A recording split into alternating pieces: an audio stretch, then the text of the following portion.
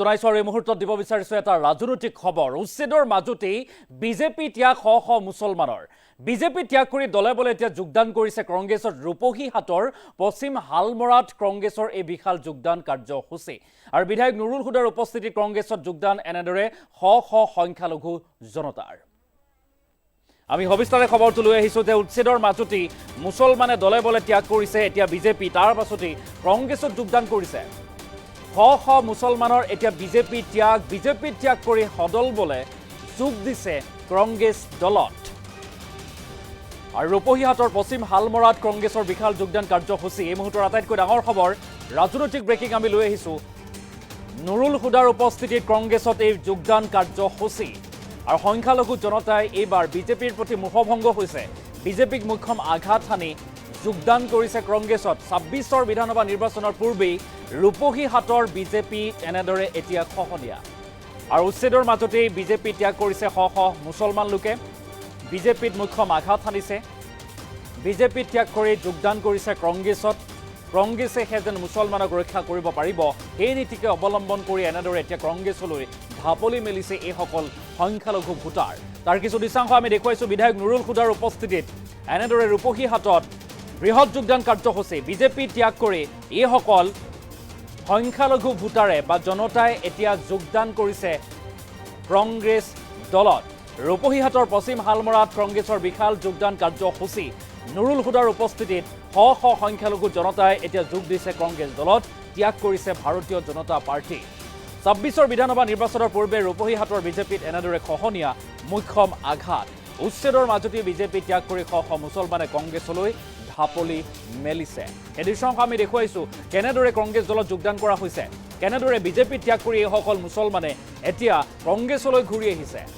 ৰূপহী হাতৰ পশ্চিম হালমৰাত কংগ্ৰেছৰ এই বিশাল যোগদান কাৰ্যসূচীত বিজেপি ত্যাগ কৰি শ সংখ্যালঘু জনতাই বা ভোটাৰে ২৬ৰ নিৰ্বাচনৰ প্ৰাক্ষণত কংগ্ৰেছ দলত যোগদান কৰিছে মূলতঃ ৰূপহী হাতত শক্তি বৃদ্ধি পাইছে এতিয়া কংগ্ৰেছ দলৰ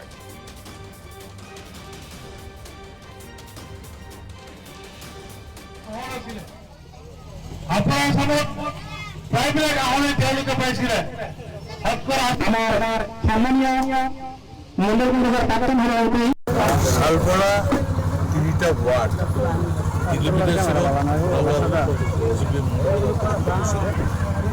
আৰু তেওঁলোকে আগৰ পৰা বিজেপি পাতি আছিল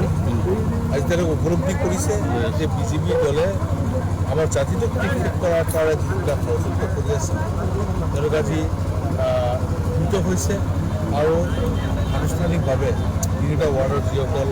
বিজেপি দলৰ কৰ্মকৰ্তা আছিলে তেওঁলোকে আজি ভাৰতীয় জাতীয় কংগ্ৰেছত যোগদান কৰিছে মই তেখেতসকলক ধন্যবাদ জ্ঞাপন কৰিছোঁ আমাৰ শক্তি তেখেতসকল অহাৰ পিছতে কি হৈছে আৰু গোটেই অসমতে হৈছে আজি আপাৰ অসমতে যাওক লোৱাৰ অসমতে যাওক উত্তৰ অসমতে যাওক আজি সকিদিনা মই চাইব কিন্তু আগষ্টত আপোনালোকে দেখা পাইছে বুজাই লামডিং এই দুটা সমষ্টি জনসাধাৰণে কেনেকৈ উৎফুল্লিতভাৱে আহি বৰগৈ ডাঙৰীয়াক স্বাগতম জনাইছে যিটো আমাৰ তিৰংগা যাত্ৰা হৈছে আপোনালোকে নিশ্চয় ছ'চিয়েল মিডিয়াত দেখা পাইছে কি ধৰণৰ মানুহ হৈছে ১০,০০০ অধিক মানুহ হৈছে গতিকে কিহৰ ইংগিত আজি আমাৰ ভাষিক সংখ্যালঘু লোকসকলেও যে বিজেপি যে প্ৰতাৰিত কৰিছে সেই প্ৰমাণ হৈ গৈছে আজি ভাষিক সংখ্যালঘু লোকসকলৰ বিজেপি বুলি ক'লে আৰু বেলেগ কথা নুবুজে তেওঁলোকে পদুম ফুলটো দেখাৰ লগে লগে তেওঁলোকে মানে আৰু বেলেগ কথা একো নুবুজে সেইসকলক যিসকল NRCৰ পৰা নাম বাদ কৰিলে প্ৰায় ১১ লাখ মানুহৰ নাম বঙালী হিন্দু মানুহৰ নামেই বাদ কৰিছে কিন্তু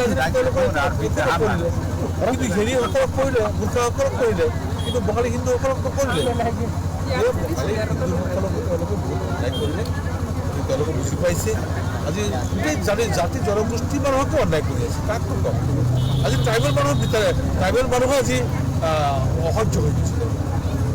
আজি মূলসুঁতি মানুহবিলাকো আজি বিজেপিৰ প্ৰতি তেওঁলোকে অধৈৰ্য হৈ গৈছে জনসাধাৰণে এটি বিচাৰিছে পৰিৱৰ্তনৰ কথা কৈ তেওঁলোকে যি চৰকাৰ আনিলে বিজেপি দলৰ এই চৰকাৰৰ পৰা পৰিত্ৰাণ পাবৰ কাৰণে মানুহে বিচাৰি আছে আৰু এতিয়া পৰিত্ৰাণ সেইটোতো আজি এই যে যিসকল আমাৰ সমষ্টিৰ পৰা মানুহ গৈছিলে নিজৰ ম্যাদী পট্টাৰ মাটি বিক্ৰী কৰি তেওঁলোকে গৈ নাগাৰ পৰা মাটি লৈছে নাগাৰ পৰা মাটি কাগজবিলাক দেখাইছে আমাক নাগাৰ গাঁওবুঢ়া লিখি দিছে আৰু মানুহ আমাৰ সংস্কাৰৰ বুজা মানুহ তেওঁলোকে বুজি নাপালে এই কাগজ দিয়ে তেওঁলোকে খেতি বাতি কৰিলে কিন্তু এতিয়া ওলাই পৰিছে ফৰেষ্টৰ মাটি আৰু তেওঁলোকে উচ্ছেদ কৰাৰ পিছত খালী কৰিলে খালী কৰাৰ পিছত আকৌ নাগাৰ আগ্ৰাসন হৈছে নাগালেণ্ডে লৈ গৈ আছে আজি অসমৰ ভূমি যদি আজি অসমৰ অসমীয়াসকলক তাৰ পৰা উচ্ছেদ কৰি পঠিয়াই দিলে সেই মাটি আকৌ নাগালেণ্ডে কেনেকৈ দি আছে গতিকে এটা অকৰ্মণ্য ব্যৰ্থ চৰকাৰ এই ব্যৰ্থ চৰকাৰে অকল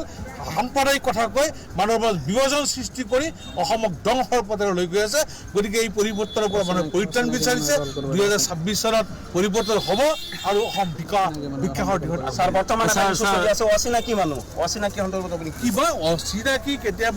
অচিনাকি কেতিয়াবা বিদেশী কেতিয়াবা মানে মিয়া কেতিয়াবা মুছলমান বিভিন্ন ধৰণে আখ্যায়িত কৰি আছে গতিকে এইটো আৰু কৈ লাভ নাই তেওঁলোকে যে আমাৰ এই মানুহখিনিক আমাৰ জাতিটো যে তেওঁলোকে দেখিব নোৱাৰে সেই কথাটো হৈছে আজি এইবিলাক মানুহে বুজি পাই আছে ধৰ্মনিৰপেক্ষ যিসকল মানুহে সেইটো ভাল পাই থকা নাই